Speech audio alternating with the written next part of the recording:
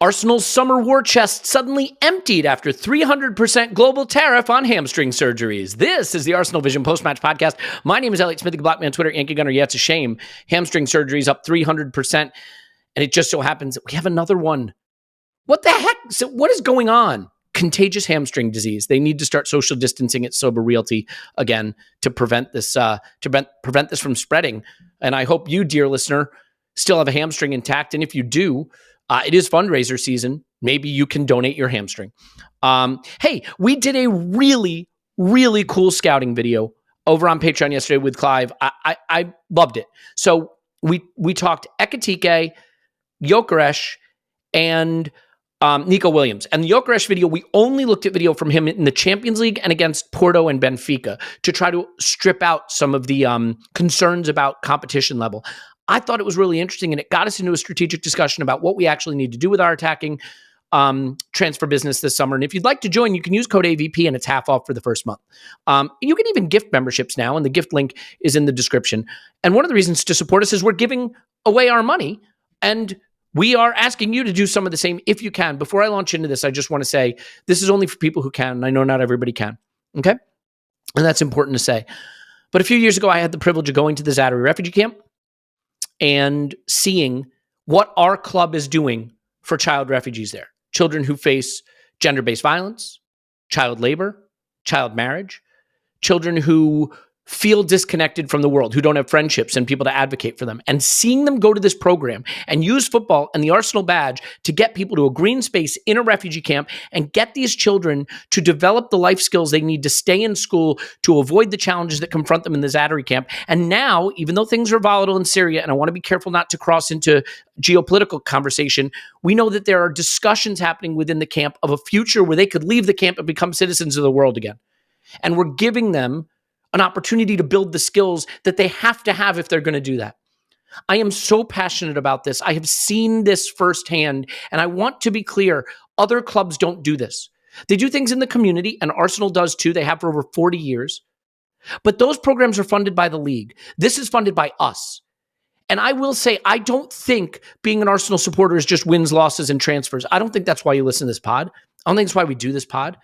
I think we have built a community of people that care about each other in ways that extend beyond just what happens on the pitch. I know that because when I see people at the summer tours, or when I see people in London, or when we travel for games, or just see people around wearing an Arsenal shirt, and the connection you feel, that's special. It can't just be about the sport. So this is something we do together, and I cannot emphasize enough how much we would love to have you come along on this journey with us and do this again. We made a promise to these kids. There's a billion good causes.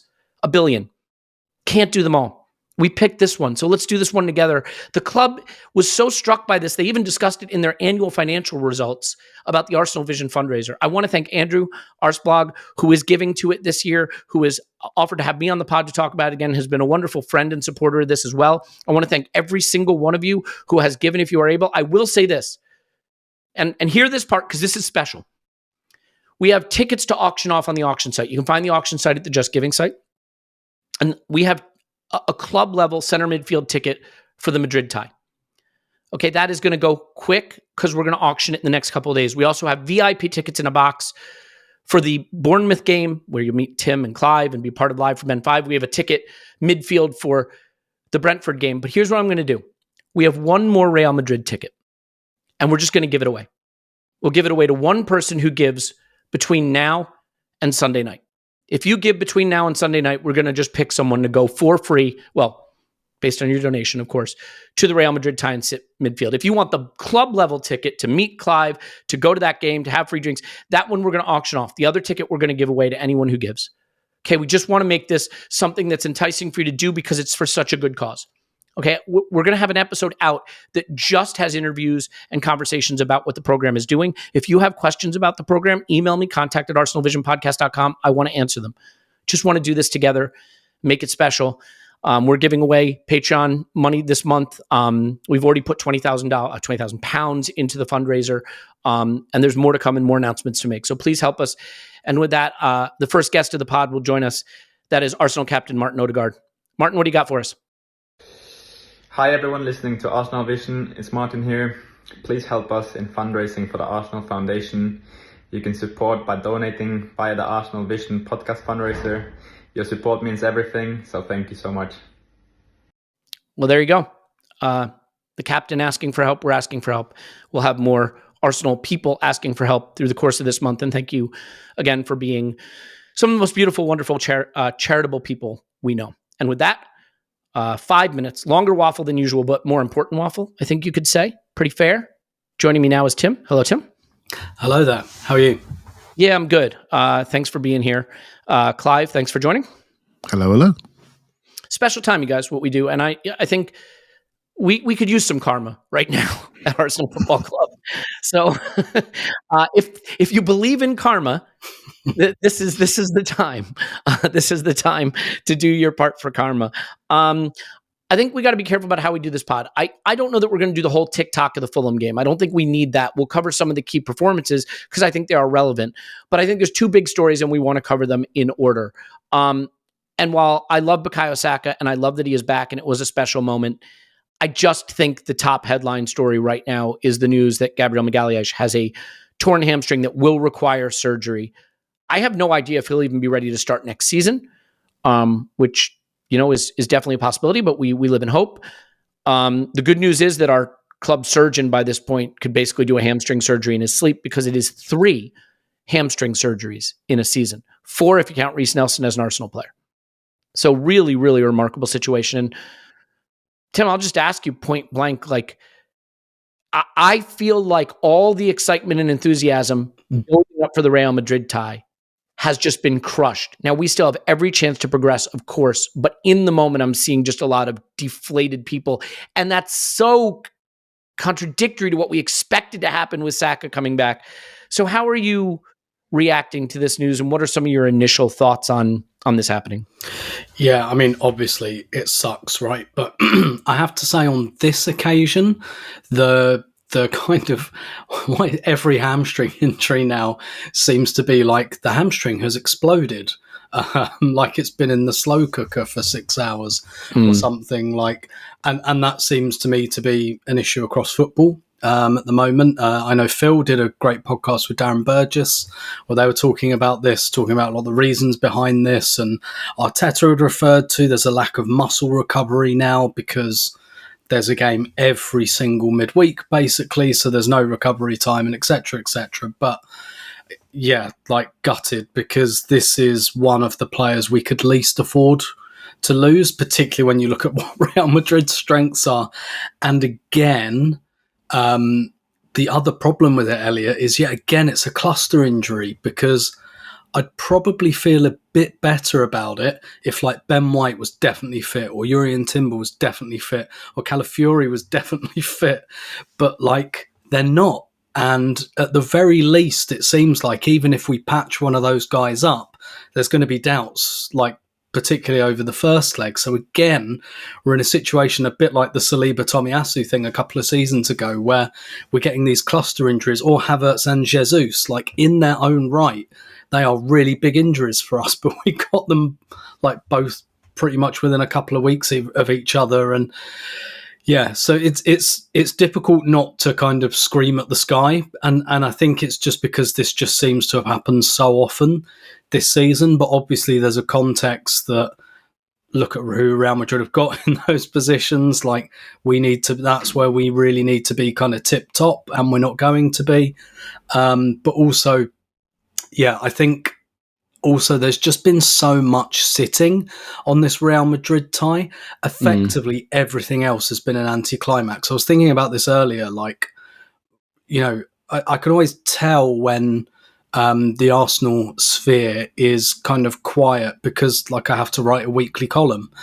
And for the last 4 or 5 weeks, it's been really hard to think of things to write about. It's like, what the hell do I say at the moment? Like, what fresh angle can I have on we don't have any strikers or whatnot? And because we're in a good way, in many ways, like we've done our bit to stay second and not get sucked back into, we've done well to take jeopardy out of situations. Even that PSV tie, right? We kill it in the first leg, so we make the second leg a complete non-event, which is great and brilliant, but it's also doesn't get the blood pumping. And so there's been so much on this Madrid tie. And then like a week before, it feels like a bit like the air's come out of the balloon again. But I think one thing I will say, I'm glad at least that it's a week before the Madrid game, so that another game's going to come, another set of conversations, like the news cycle will move on, if you know what I mean. So I do think that kind of excitement will come back. But obviously, at the moment, it feels like someone's punched you in the stomach. And it really does. I think all of us feel like that, and rightly so. I think you hit the nail on the head with the cluster injury thing, too. We saw this 2 seasons ago with the Tomiyasu injury on the same day that Saliba got injured, right, in the same game. And now you're playing Rob Holding. I think the squad is pretty well built. We have 2 strikers. We have 3 right wide forwards. We have 2 left forwards. We have 6 center backs, right? We have 4 left backs, 3 right backs, or 2 right backs, however you want to look at it. Point is, when you lose 4 defensive players in the space of a week, that's where you get into trouble. When you lose both strikers, that's where you get into trouble, right? I think there are areas where we're vulnerable. For example, right 8, we have 1 creative player in Martin Odegaard. When we lost him, we saw we didn't really have an analog for that, and that was probably too soon for Ethan Nwaneri to take that role. But right now, Gabriel is out. Well, that's fine. You play Tomiyasu. Well, Tomiyasu is out. Well, that's fine. You play Calafiori. Well, Calafiori's out. How do you recover from that? And then you're down to Jakub Kivior, and then people like me, admittedly, will say, oh, that guy's not good enough. Well, find me the 4th choice left center back that is to play Real Madrid, that's qualified to go up against Kylian Mbappe. So it is a really difficult situation with very few solutions that are readily available. And I do just want to say this super quickly. I think playing the blame game is dangerous. I think pretending we understand the cause of injuries is dangerous. None of our players have played an amount of minutes this season that is outside the norm. Summer tournaments impact things for sure, but Gabby didn't really have that, and he's been off for 10 days. So if you're someone who's like, we should rest him, he's had rest. You could argue the rest is the problem, that actually staying in the cadence of playing and training is better. I'll tell you this, he was out celebrating and drinking. Well, I don't know if he was drinking, I shouldn't say that, partying it up, celebrating with his club, his Brazil club, right? And then had a long haul flight back. That couldn't have helped, but we just don't know. And the one other thing that we make the mistake of is we think we're the only club going through stuff like this. If you look around the league, there are major injuries everywhere, except Liverpool. And that's just why they're winning the league. And that's it. So, Clive, I think the most productive use of the conversation, and I know it's the way you like to think, is solutioning, not blame game or crying into your Sancerre or your red wine or your beer, whatever you got with you today. So can we think a little solutioning? I think the first question is, if Timber and White are available, are you trying to make some combination of that work? Are you going right to Kivior, who's next man up? Mikel said he has a big smile on his face, which great. How are you thinking about solutions in the wake of this news? Yeah, so I look at football we saw at the end of the Fulham game when we broke up our pods and broke up our units, right? Do you see how disconnected we looked?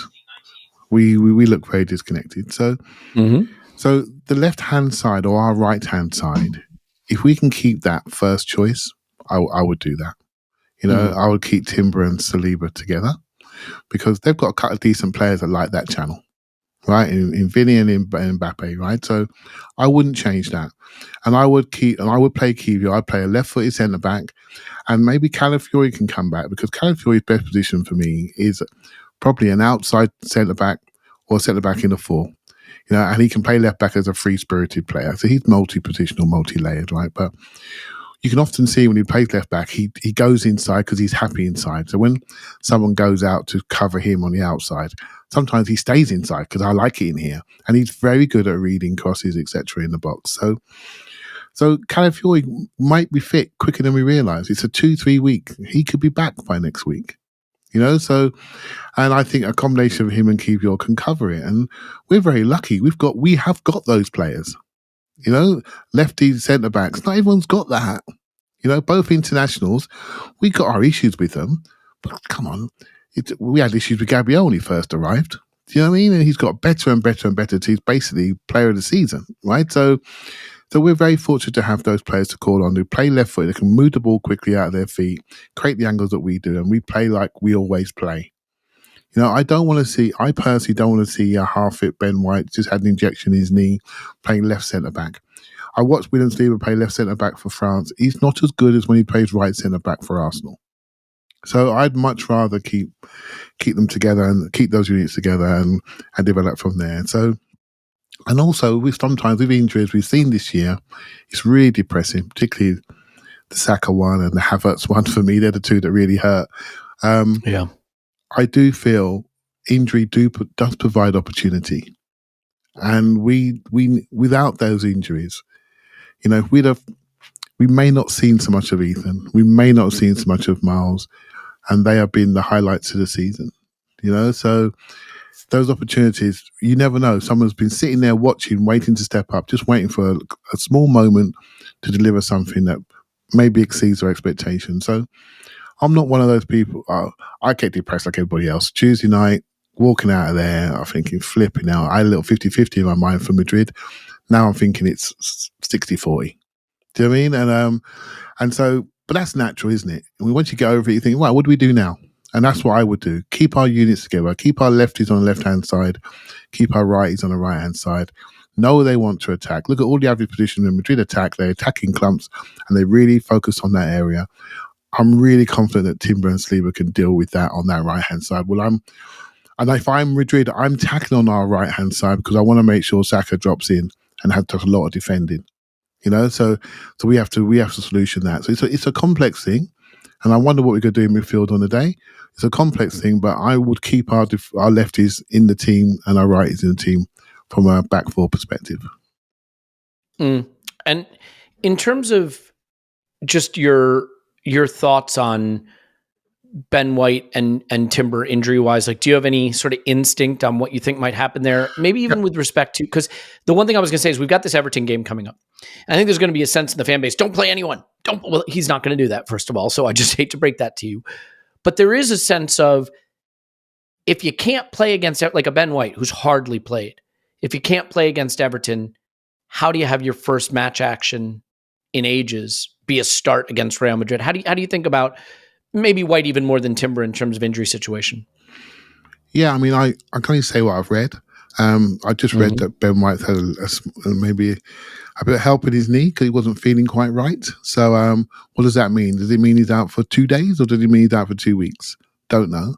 But when we did see him, he wasn't looking as mechanically smooth as he always does look. I mean, he is the best athlete mechanically in our team. I mean, it's just wonderful to see him run and move.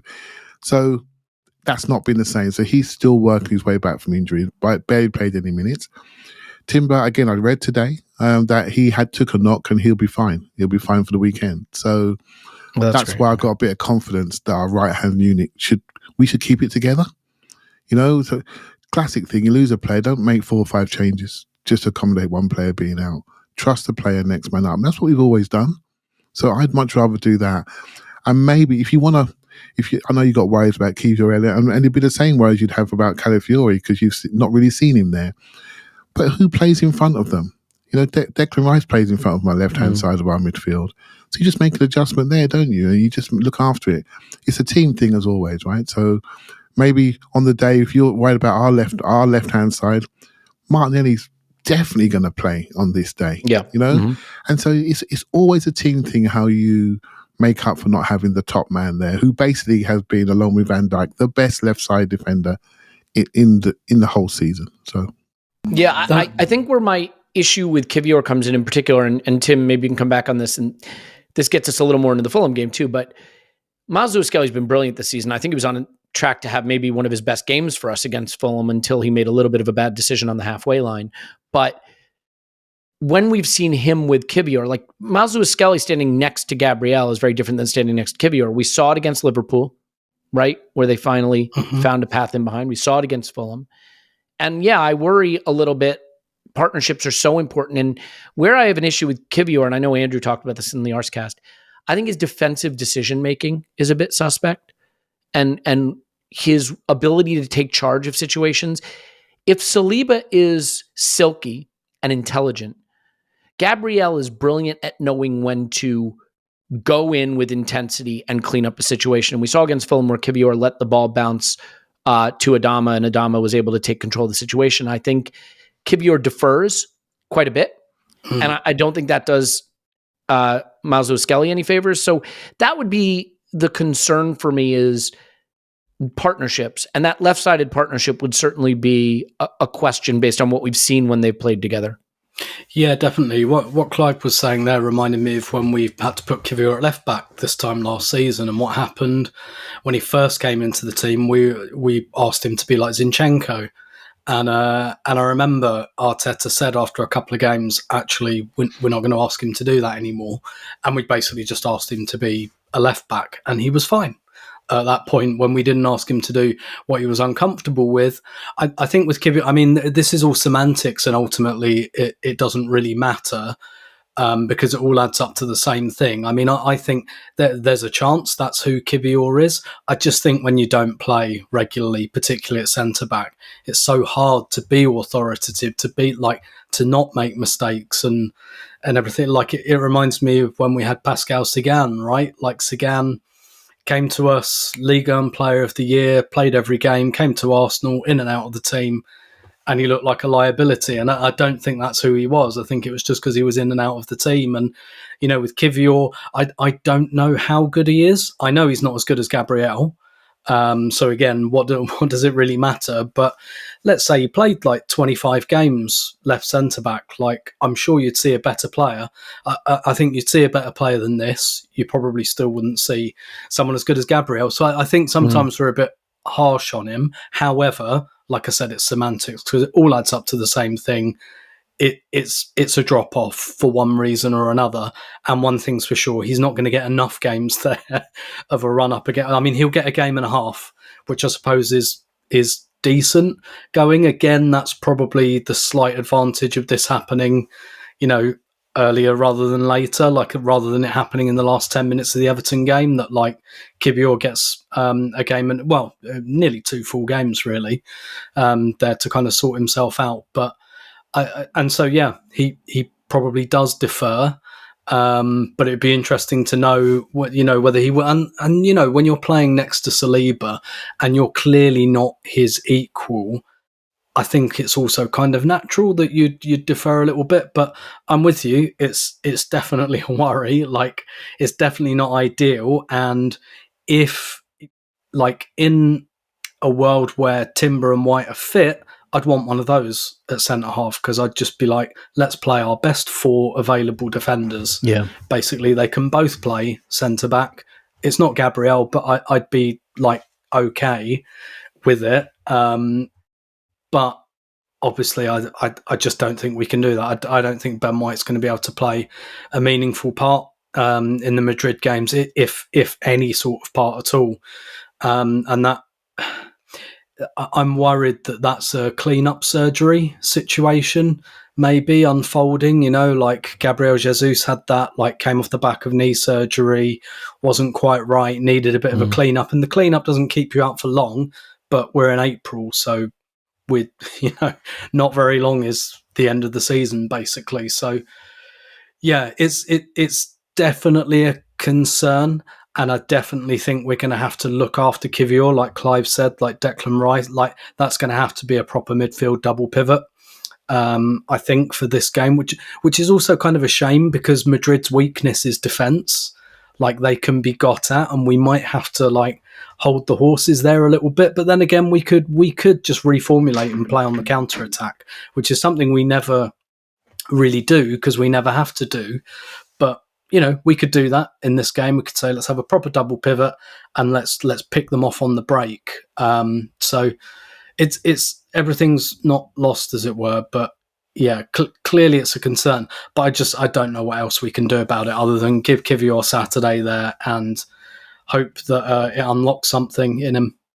We played Kivior against Bayern Munich, and I believe we're going to be playing Kivior against Real Madrid, and we just have to hope it works. Have a look at the back 4 we used when we made the last Champions League final. It wasn't our first choice back 4. Flamini was playing. The difference that time, though, was it wasn't really that back 4. It was like, it was such a ragtag back 4 that we switched to 4-5-1. And we did the, like, we're going to play 4-5-1 and we're going to leave Cesc and Henry up and play on the break. Like, that's essentially what we like. There was a lot of protection around that back four because there had to be. And I'm not suggesting it's quite that drastic, but, maybe something similar needed here. Yeah, I would say this. This is, and everybody knows Kivior is not someone that I rate particularly highly, and that's fine. Like, when you have deep in the squad, you're going to have players who aren't meant to be playing against Real Madrid in Champions League quarterfinals. That's kind of how that works. But I don't know that I want a Ben White fresh off hardly playing or a Thomas Partey playing right back against Vinny.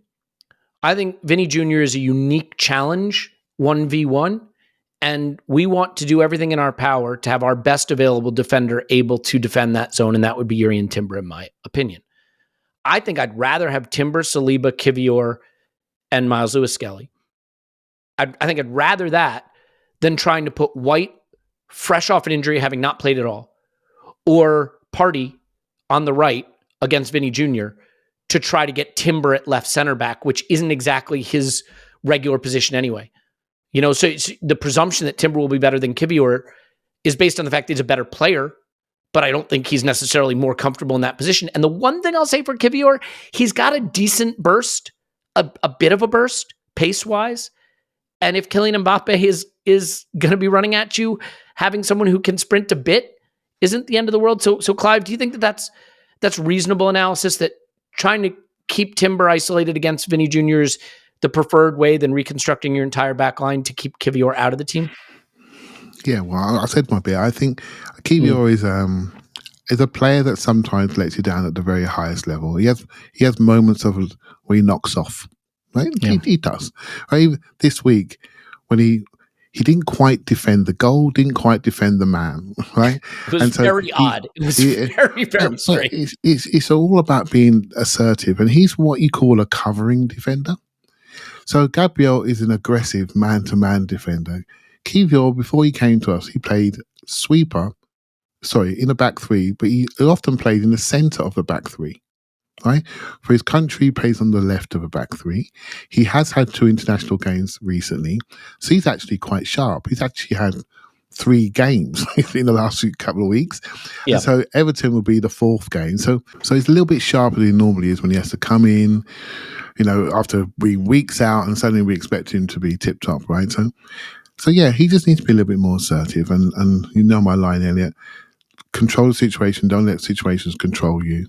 And that's what Gabriel does, mate. He doesn't let anything get started, mate. He doesn't let fire start. He just flipping stamps all over them before they even think about coming towards him. And Kivior's not like that. So he has to either be more aggressive or just make slightly better decisions, right? So yeah, it's interesting. But you know what? Sometimes I think we cry too much about this. Like, we know what's happened with our forwards. It's really cost us. But I watched Liverpool the other day. They played Curtis Jones at right back. Real Madrid are playing Freddy Valverde at right back because they haven't really got one. And they have used Tchouaméni in midfield in centre back because they've got problems there.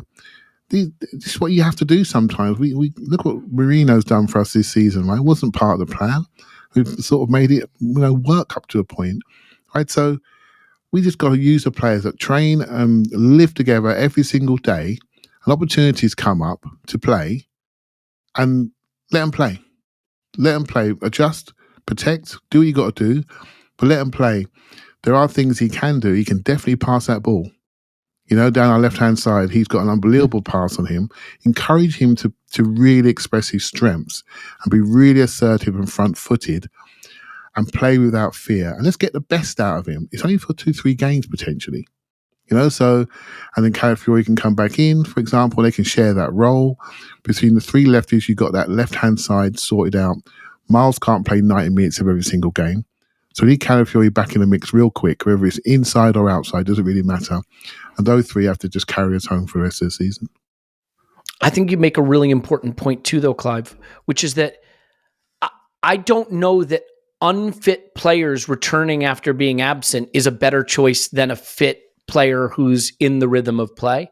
And so whatever I think of Kivior, Calafiori, who has hardly played, and Ben White, who has hardly played, I don't know that a half-fit player, if those players at left center back, which I wouldn't regard as their primary position for us, playing over a guy who's fully fit, I think that's an interesting point. Look, there is an alternative way to think about this. Real Madrid have a devastating attack, and I'm going to give you a spoiler. They're going to score against us. Without Gabriel, Saliba, Timber, and Miles Lewis-Skelly as the back four, they're going to score. The funny thing is you'd say, well, maybe we put Rice at 6 to protect the back line and then put Merino in midfield. Well, then we don't have a striker unless you want to put Leo there. So we're so hamstrung. So you know what? Maybe we have a go at them because defensively they've been weak. Maybe this is going to have to be one where it's 3-2 after one leg and 2-2 after the other, and you go through 5-4 on aggregate. I know that's not how we win things, but this allows me to do what Ross from Friends once famously said and pivot, because we do have Bukayo Saka back, and it took him 6 minutes to score a goal. He is an exceptional player. He lifted the club. You've already got people saying the sound of him coming on the pitch was louder than most big goals being scored, and then he went and scored a goal and it got even louder. So let's talk about something that's a little more upbeat. Then we can talk Fulham, we can talk Everton, because I think there's some performances definitely worth talking about. Martinelli certainly comes to mind. But Tim, you were there, Clive was there. Bukayo Saka warming up, Bukayo Saka coming on, and Bukayo Saka scoring goal, 3 of the loudest cheers we've heard in a long time. Can you just talk me through the experience of feeling almost like we got our club back? Because the first half of that game felt to me like, oh boy, these league games are going to be a bit of a slog, aren't they? The play was a bit of a slog, the mood was a bit of a slog, and then Saka just lifts everybody. Yeah, absolutely.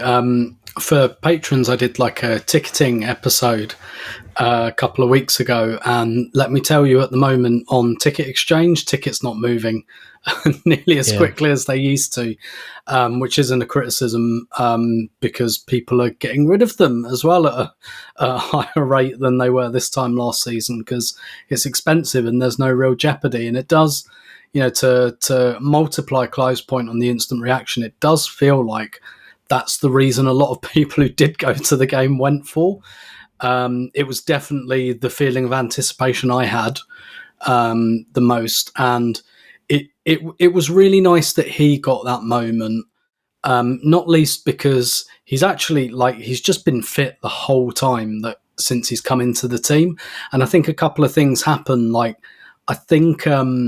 I think a player's qualities can wash over you a little bit and you can take them for granted. Like, I've been looking back at Thierry Henry comps, the last few weeks, particularly during the international break when these sorts of comps come out a bit more. And I'm like, how did I allow myself to normalize this? Like, how did I watch this because I was at nearly every single game he played for Arsenal. And I'm looking back at it and I'm like, how was I not just standing there with my mouth open the whole time? Like, how did I allow this to wash over me? And sometimes a player coming out of the team can, don't get me wrong, I don't think any of us took Saka for granted, not least because, we've all thought that the attack needs, a nip and a tuck for the last couple of years. And we probably all think that Saka's our only real elite attacker. So I don't think we really took him for granted. But, sometimes it's just nice for a player to get that level of love. And it's just a bit like possibly tortured analogy, Elliot. But yesterday I went for earwax. Leave that removal. to pause, please. Yesterday I went for earwax removal, right? Oh, lovely. Because I've had a lot of compacted wax in my right ear for some reason. Hope no one's listening to this on their lunch break. And it's just incredible because I came out of the appointment and I was like, oh my God, I can hear again out of my right ear. Like, how have I been living like this? And I put my earphones in and I was like, bloody hell, I've got to turn the volume down. Like, I can actually, I've got surround sound again. And I just, it, I didn't even know it was there. It was only when, doctor looked in my ears and was like, you might want to get that right one seen to. And so I'm excited for the analogy part to start. but that's kind of what I mean. I'd been living essentially with one good ear for quite a few years and not even realizing it. And then I had this appointment and they sucked all the wax out. It was lovely. And then I walked out and I was like, wow, I can hear, like, how did I forget that this was how it's supposed to be? And that's kind of what it felt like. That first of all, obviously the sound, and I even recorded it on my phone. I don't think I've ever recorded a substitution before. Yeah, Clive sent us an audio recording of it so we could play it in the instant reaction, and that's the first time he's done that. Yeah, indeed, and so yeah, in both a very literal and perhaps a slightly poetic sense, it was just like, this is what it's like to be able to hear out of both ears again. Yeah. And particularly, I think, with Martinelli playing so well, and that like link up for Saka's goal as well, it was like, yeah, I remember this. I remember what this used to be like when Martinelli and Saka were both balling out, because it feels like we haven't had that for quite a while as well. So it was, it was just, yeah, I mean, it was a ray of sunshine, wasn't it, on what's been a pretty drizzly season.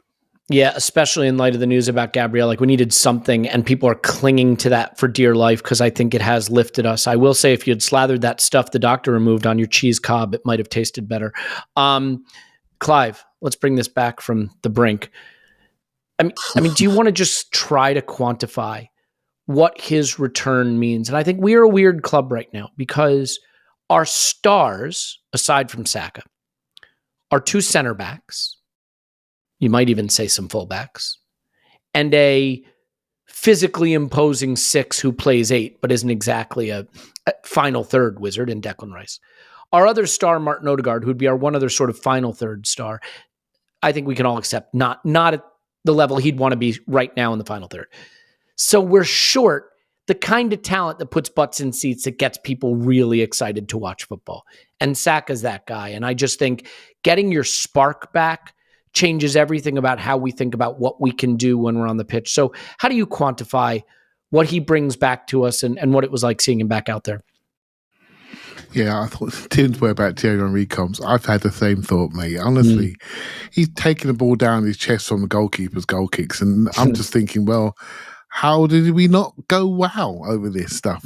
So, and with Saka, let's just call it, right? So last year's player of the year is Martin Odegaard. I think second was Declan Rice and third was William Saliba. And so Saka didn't finish in the top 3. He just tells you how we all are. When Odegaard came back in the Chelsea game, there was some Vox Pop stuff outside the ground, and they were saying, who's the most important player? Martin Odegaard. Mate, it's always been Saka, mate. It's always been Saka. My line, he's always the first one to do the first thing that gets you off your seat, the first cross, the first shot, the first moment the crowd gets up. Almost every single game I go to, it comes out of his boots.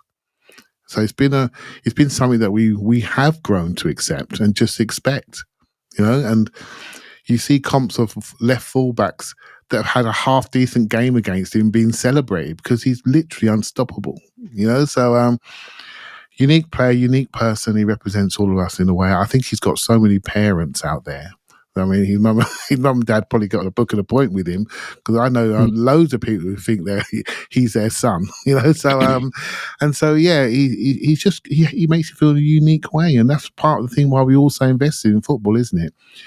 I always try to be cool about players, because players can hurt you, right? They can go, they can do things, we can be bad to them, and then they go, but then he comes along. I don't care how hard you think you are. When he comes along, then you're invested straight away, And so yeah, if I just get that contract signed up in the ground, Elliot, it was just the moment. And when he scored, I was in shock, because I thought, how have you done that so easily and so quickly? From his playing style, from his play, it was actually quite refreshing to see him look like himself, and he knows the game. He's a very good player, but he's a very good player tactically. He knows when to impose himself in the interior or on the outside. He came back and did some defending to him. Remember the last couple of minutes, he came inside into semicircle. We need to stop an attack because we were a bit broken up, and he saw it, didn't stay on the right wing and say, hold my position. He came inside. He aided the fact that we were a bit lagging in there because we moved party out, etc. And we were a little bit laggy, And he just dealt with it. He did that all in like 15 minutes. It's like, flipping hell, mate. You're really good. And all it makes me think, and I'm sure not just me, all of us, we need a couple more like that.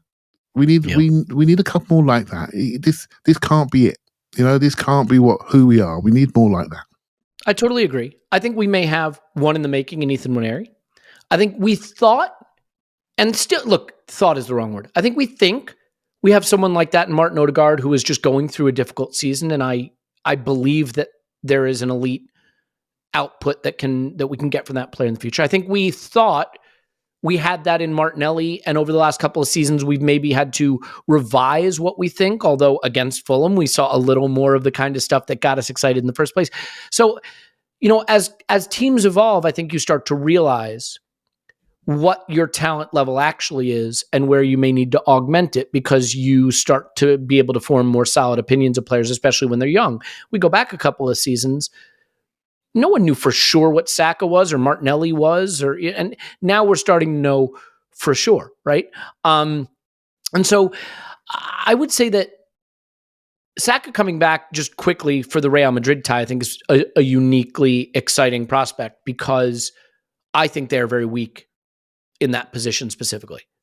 I don't think that they are equipped to handle him. I don't think anyone's equipped to handle him, but I think we can create a lot of problems for them down the right-hand side.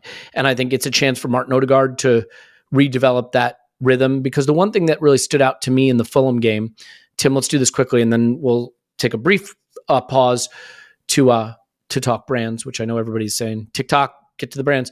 And then we can get on the phone game more. But I really think that Odegaard and Nwaneri maybe looked like they were struggling a bit to be on the same page at times.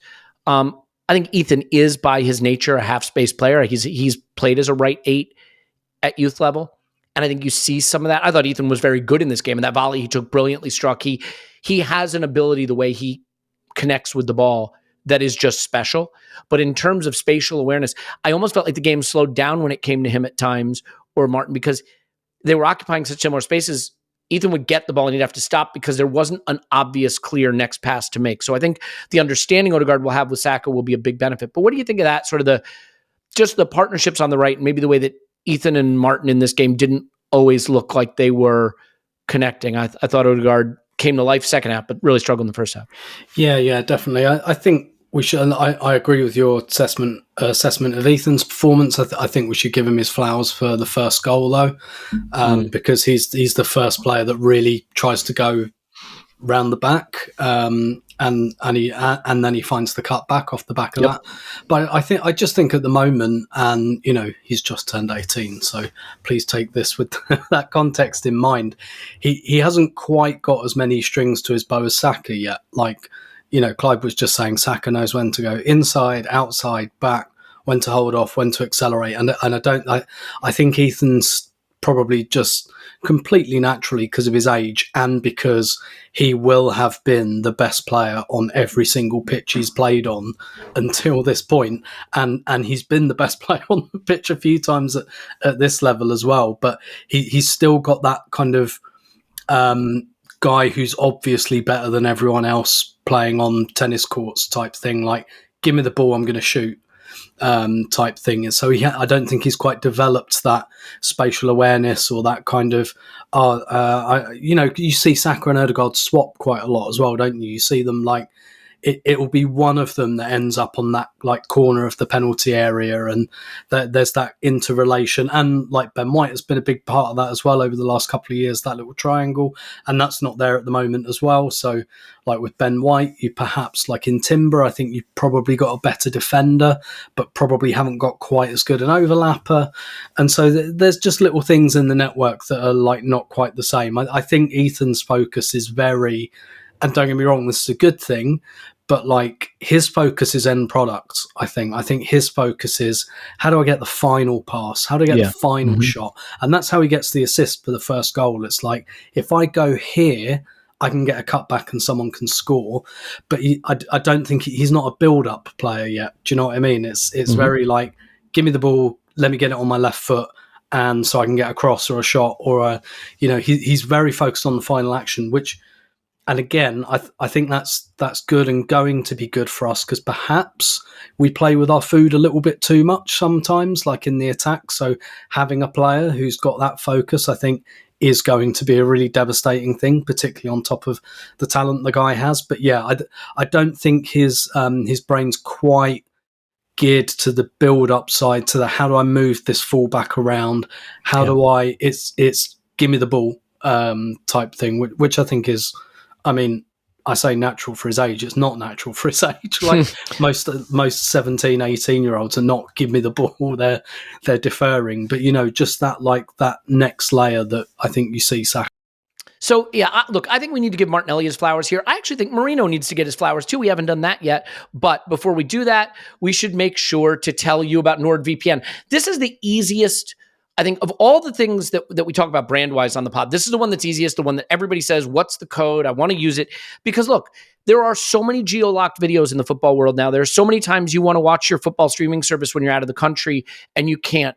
You can even, did you know this? You can sign up for other streaming services in foreign countries where they cost less, or where a show you love comes out a year ahead of time or whatever, and just watch it there. Not to mention that you have the threat protection, because if you're a football fan, you're probably going to some streams that put you at threat. So there's so many good ways to use Nord. You can use it to watch the football, check out the geolocked videos, the match reviews of the day program, the sign up for other streaming services, and get threat protection. Really easy right now. You've got a fantastic Nord offer for our pod. So grab your exclusive NordVPN deal by going to nordvpn.com/ArsenalVision to get a huge discount off your NordVPN plan, plus 4 additional months on top. It's completely risk-free with Nord's 30-day money-back guarantee. That's nordvpn.com/ArsenalVision. nordvpn.com/ArsenalVision. Do it now. And this is a paid advertisement from BetterHelp. And let's face it, right now, I think a lot of us want to talk to somebody about hamstring injuries, but not just that. Look, I have said this over and over and over again. I think therapy is something we need to normalize. It is something we need to just get more people doing. I think we're having a crisis of loneliness in our society. I think social media makes it worse. I think we're living through uncertain times right now, and that makes it worse. You need a support system, and that support system can include a mother and a father, or a partner, or even your children, your siblings, your friends. But it's not always feasible to unload the fears and the concerns and the anxieties you have with those people and expect that they can reflect back to you what you need to work on that. I have been in therapy, and look, I think going to a therapist's office and sitting with a therapist in person is great, and I'd highly recommend it. But if you can't get in the car and go to an office, or find one near you, or have the time to do that, or have the resources to do that, or the courage to do it, I think BetterHelp is a great way to access therapy. Got an email from someone the other day who said, I want to thank you. Your podcast is a reason I got into therapy. So great. And if that's something you want to try, I think this is a great way to try it. With over 5,000 therapists in the UK alone already, BetterHelp can provide access to mental health professionals with a diverse variety of expertise in your mental health. Build your support system with BetterHelp. Our listeners get 10% off their first month at betterhelp.com/vision. That's BetterHelp, HELP.com/vision. Do it now, Glenn. Is that enough of that? Indeed. Nailed it. Okay. Martinelli, thoughts? Well, I got a good view of him in the week, and he was excellent, and he actually got better when Saka came on as well. He seemed to really tune in, and I can't describe what was different about him really, but he had his gears going around his man. He had some good movements. Some of those movements when they don't come off, they look frustrating. When they do come off, they look great. Right, so, but what impressed me, Elliot, was when I often feel he should come onto his right foot and get shots off, because I want to see him score. Right, so sometimes when he goes left, I think, mate, really? Because your left foot quality is not always great on the stretch sort of thing. But when he went left, I was excited for him to go left, because his left foot was absolutely excellent. The quality of his crosses was really, really good. And when he had to come back, run right around, use his right foot, he was really trying to put the ball into areas. So I thought he was excellent. When he goes right foot, if anything, I like to see a bit more selfishness and a bit more attacking intent. But, you can always spot things in players, can't you, when you're there watching? And when he sticks one top corner, I won't say that anymore, right? So, but I want that for him, because I remember what he was like when he started. When he came inside, he'd just bang it, so I want to get that back into his game again. But he's on his second contract. He's on a good contract, and he looked like that player versus Fulham. He looked like, in my mind, there's wide players that we're looking at, and I'm thinking if we can get 3 really attacking, fast, wide players that have a bit of fear factor about them, and they can share games, rotate, that's where we want to be. We don't want to be mixing and matching with a Jesus wide, or Trossard does the wide thing, but he's 30 years of age now. Jesus is 28 years of age. You know what happens when wide positions, you don't stay there too long, So yeah, it's he was really, really promising and looked like a top player again. And it goes to show sometimes with young men, particularly 22, 23, we have to allow them time to refine their form. Yeah. Arthur's has got him sold to Saudi Arabia after 3 or 4 bad games, right? So why are we doing that? You have to stay with them, Yeah, can I make a point? Like Ademola Lookman, who's a player a lot of people would like us to sign, how did he do in the Premier League when he was younger? It doesn't always come off right away. And I will tell you this, no spoilers, but we looked at Nico Williams on the scouting video yesterday, and while I think he has elite talent in his boots, his game, in my mind, is certainly not any more polished or ready than Martinelli's. It's when you say polished and ready, Elliot, this is what you need to be. What do you want that player to do? We want that player to crush low blocks, beat not just one man, sometimes 2 men regularly. If you've got 3 men, can you keep the ball? Can you move it out of that little hole and basically allow us to create space somewhere else? We expect a lot from our wide men because we attack in wide areas and we create from wide areas. So we also have to accept every time you're taking on 1 or 2 men who actually know you're coming and know your moves, been studying you on their clips this week as part of their prep, you might not win every single duel. But I did a little show Perry Groves once, and he said something to me, and reminded me of this. He said, mate, I might attack my fullback 7 times. If I get the 8th time and I go past him and we score, I've done my job. Yep, absolutely. So when we're watching, don't worry about the outcome. Worry about the intent and the intention, and look deeper and see, do you see the player flowing? Do you see him with the right sort of confidence to do that job? And Martinelli had that in spades this week. I'm so bummed that that goal was offside, because I think that goal for him and for Odegaard, who played a lovely ball into him, the run is lovely, the finish is lovely, and he's just off. I think that would have been great for both of those players. What I will say is I think there's a mentality issue with Martinelli and Clive. He had Castagna on toast. I think he figured that out early, and that gave him a lot of confidence, I think, because he was getting by him. I also need to get your take on So actually the whole goal, everyone's going to focus on the back flick over to Saka, which I know Andrew on the Arscast said he thought he was going for goal. I think he's trying to put it across goal, but I don't know that it's like he pinpoints it. I thought he's just helping it. I thought he's just helping. Yeah, helping it on. But in that sequence, Rice has a great interception. Is it Rice who gives it to Martinelli? I think it's Rice who intercepts it and then recovers the ball. Martinelli drives past his man. Good burst to get by his man and get him behind him so he can't foul.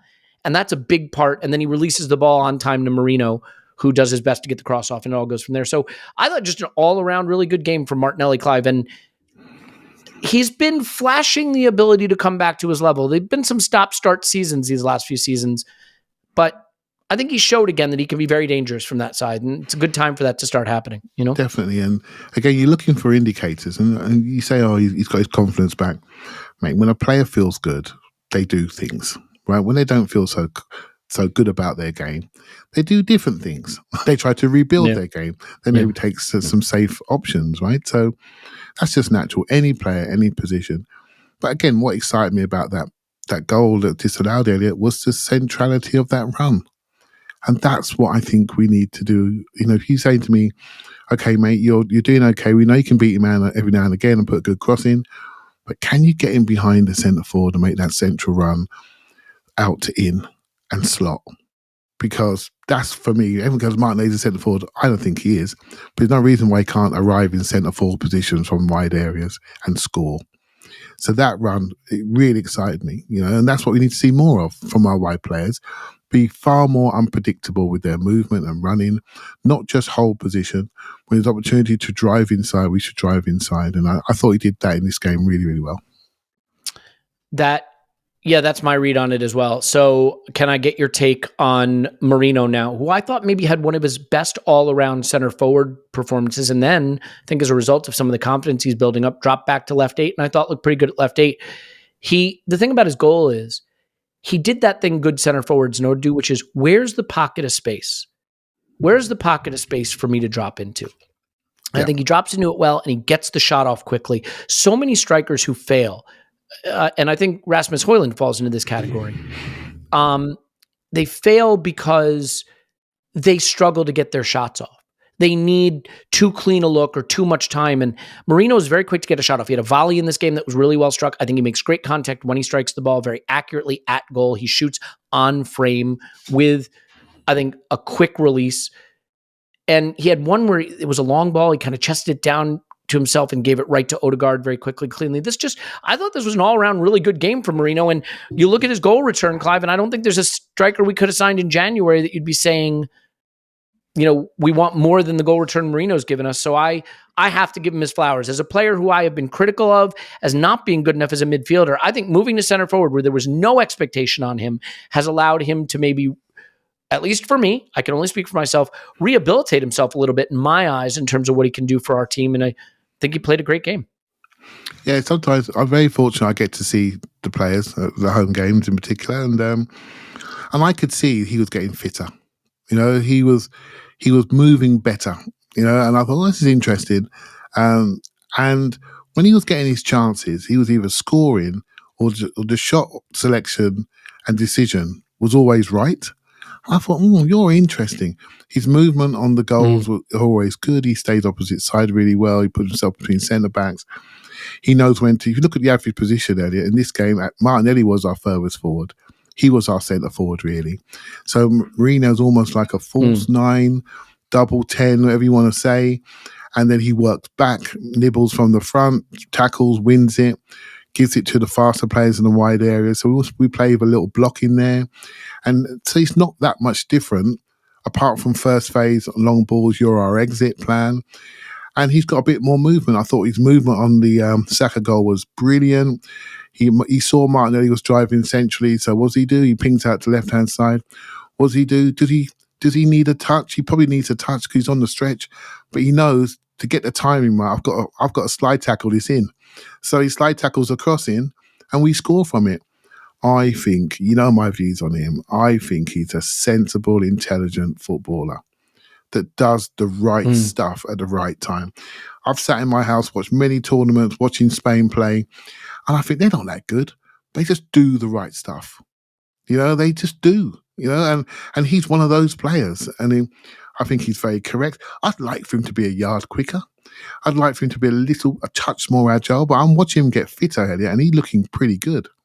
He's dancing around that ball really nicely, starting to move it. In a year of very few positives, finding him has been one of the positives for me, and I'm really pleased. For people who watch him, and I'm one of those people that had a few doubts, but when you see an improvement, you have to change your view. You have to say, you know what? He's doing it. And what is he doing for all of us? To keep these teams are all winning behind us, to keep them away from us, And so, yeah, I think he's done a great job for the team. And as soon as we qualify for that Champions League, mate, he's earned his money, and we can go again next year, and he becomes part of a midfield group, which he's going to have a decent role in. If we buy one centre forward next year, which we think we are going to do, I was chatting to my son the other day, so maybe we should get a younger centre forward in, just talking about a real project below another centre forward that we buy. I'm thinking, well, actually, if I'm the manager, I'm not going to buy 2 centre forwards. I'm going to buy one and invest in wide areas and maybe create a midfield, because my third centre forward is already here. Do you see what I mean? If I need to do something in a particular game or end the game in a certain situation, I found a player who can do 2 positions, and that's really good. Yeah, I mean, he's got the same number of goals as Phil Foden this season. It can't be all bad. I loved what someone said in the instant reaction. They had a comment. They said, "Consider the bank managed." I didn't want to say that, but he is a bank manager, right? He's a sensible dude, right? He's a sensible dude. By the way, in case you haven't noticed, Tim dropped off. We had some technical issues, so we let Tim go. Yeah, the second half was an interesting one because in a way, I mean, there were some things that went really right. Obviously, Saka coming on lifted everybody. I thought Odegaard had a much better second half. He had the big miss, which I know is frustrating, but getting to that spot, Martinelli beating his man, cut back to Odegaard, arriving at that spot. We keep creating chances like that. I think it'll come. He had the 1-2 with Timber, which was beautiful, where Timber had the shot that was well saved. Then he had the pass to Martinelli that was just off for the goal. So I thought things got better there. But look, I do want to say one thing. We can sometimes forget how good our team is, but when you listen to other players talk about us, Ola Aina did an interview recently talking about how incredibly difficult we are to play against. Did you hear Sander Berge's comments after this match? I haven't heard it, but he said, go ahead. Yeah, well, I was just going to say, he was talking about how difficult we are to play and how incredible we are in our shape. And he said, here's a quote from him. It's like someone is remote controlling them from row 50 when they're defending off the ball in their 4-4-2. Every single player covers all the right spaces. It's impossible to create overloads. He went on. He said more than that, but just full of praise for us. This was 2.2 XG to 0.8 XG. And yet, Clive, it got nervy and we did get run at and they did start to find spaces when Gabby came off. And I wonder what you make of, let's talk about the big Muniz chance first, where Miles Lewis-Skelly steps up. It reminded me a bit of the step up he made against Liverpool, where he got that timing wrong. And then Kivior didn't, I don't think he showed the urgency to take care of the situation. I think he needs to clean the man out. Instead, he runs away from him. And then obviously we had the goal, which was pretty ugly in terms of players knowing the positions to cover themselves. So there was that one, which wasn't great. And and then there was the Kivior situation, right, where he let the ball bounce for Adama and Adama took it away from him. So what do you think about the way the game ended in terms of maybe looking a little ragtag defensively and any concerns you have about that period? Yeah, I think I get nervous at every game, but I wasn't nervous in this game. Not me. I thought, and maybe there was a bit of complacency in some areas, and Declan Rice jogged through the game. You know what I mean? We just did what we needed to do. You know, that's okay sometimes. You know what I mean? It's a big game at coming 2-0, up. it really looked like we just thought the game was over. Yeah, it was a very casual approach at 2-0. and then we had a few. They had a few moments, and suddenly we got a bit fatigued. You know, if you have to remember, Miles is only 18. I don't know how many full 90s he's ever done at the Premier League level. Right, he can't more than 10. Right, so he started to get a bit tired. You know, so you're watching at home, Elliot. You can see all the things on TV. You can see someone drops off. You know what I'm thinking? I wonder what the communication's like between Kivior and Miles. How many times have they played together? Not very often. You know, who's going to be the boss in that situation? Who's going to be the chief communicator? Because you know when Gabriel plays, he's the boss, right? He is the boss of that whole back four. So there's your talker gone straight away. Right, so the discussions this week will be about that. Will be about communication, having words, trigger words, when to hold, when to go, when to split out into a three and build up that way. What our roles are going to be, and so this is what we're going to talk about this week. And I could see Arteta. I said it on the IR. He was very, very agitated about our left hand side. He was really looking at it. He was really trying to get people going. Because he could see they were flagging. There's nothing like when you're a footballer, mate, and the petrol tank runs out and you can see your man, he's only 3 yards away, you can't get there. You know, it looks to you, what you're watching on telly, you're thinking, well, why can't he get there? I'm a big cycling fan. You know, when a cyclist breaks away by 2 or 3 yards, I say, well, just catch him up. Well, you can't catch him because you can't you can't trail him in the same way. He's gone. He's broke you, right? But he's only 3 yards away. Go get him. With those 3 yards, when the petrol tank runs out, it's a million miles away, and I felt that happened in this game towards the end of the game, and but we got through it, and we learned something. Miles he's had the most amazing 3 weeks of his life, you know, where he has literally been the most famous 18-year-old footballer in the country, right? There's gonna be a reaction to that somewhere, you know, and so we got through it. We're a bit broken. Our units looked a bit dodgy. And let's see who we can roll out Saturday morning versus Everton. I think it's going to be important that we get those connections back again. Yeah, I do want to just give a mention to Bukayo Saka celebrating his goal by running to Sam Wilson, just showing the character that he has. And I think Mikel rightfully praised him for just showing that side of who he is as a person. Mikel tried to put on a brave face about injuries. He was almost laughing, I think, to avoid crying at times. He said on learning experience managing injuries, you're scratching your head. I'm having the next few games the same. At the same time, it's been a great learning experience for us and all the coaches and staff to manage that situation. At the end, the players are going to react how we react to it. You start to feel sorry for yourself and say it's impossible. How we're going to do this, it will be impossible. But these boys don't give you the reason to act like that. And look where we are in April. Nobody wants to hear us celebrate being in second and in a quarterfinal. You don't get trophies for that. I do think we've showed a tremendous amount of resilience and creativity to get through this period. And I think we just have to persist with what we've got. But it really poses an interesting question for this Everton game then, Clive. I don't think there's an Arsenal fan alive who would be mad at Mikel for playing 11 youth team players against Everton. You can't do that, Elliot. You can't do it. Hang on. But you can't do that was the next line I was going to say. And I think we know he's not going to do that. And I think we know there is an argument that, and we've seen this with injuries, maybe playing every 3 days is the cadence that keeps players fresh and ready and at their best. There's certainly a balance. Maybe you try to give them an hour or whatever. I think we saw in the Liverpool game last night that Liverpool, I think, scraped through past Everton 1-0. They're a very physical side. They're going to batter you. They're going to bully you. Sometimes they're going to do dangerous shit to you. Tarkowski, in my mind, absolutely should have been sent off. But as we know, VAR cares about trifling administrative issues, not player safety. So I don't know, Clive. I think this is a difficult needle to thread in terms of who he starts, how he plays, how he shares the game. You cannot chuck Premier League points. You just can't do that. But no one is going to have any sympathy if we lose another player in this game right before Real Madrid. You want to be going in fresh. So how do you expect he manages it? Because he doesn't have a lot of options is really the scary thing. Yeah, I mean, thank goodness we have 5 substitutes, right? So if someone's lagging, then we can get them out, get them off the pitch. And if you want to protect people, you protect people in the last half an hour. So I don't really want to go into the Madrid games without Saliba, do. None of us do, right? So if there's a situation there where we can do something, we will. But we've also got to recognize. Is Rob holding on a free? Is he available right now? We also bring him back up. Come on, man! When the game whistle blows, right, and the team comes out and the whistle blows, you know what we want? We want to see our team win. Yeah, of course. We want to see the best people there. How we manage the later phases of the game is a different thing, and there's a responsibility to tens of millions of Arsenal fans around the world that we do as well as we possibly can. And part of that is doing your job on a Saturday morning, right? And so we have time to recover. We've had a bit of free time recently. So yeah, let's just focus on that. The number one thing, if you start thinking about other things, that's where you don't put your foot in quite quickly. That's where you do get injured.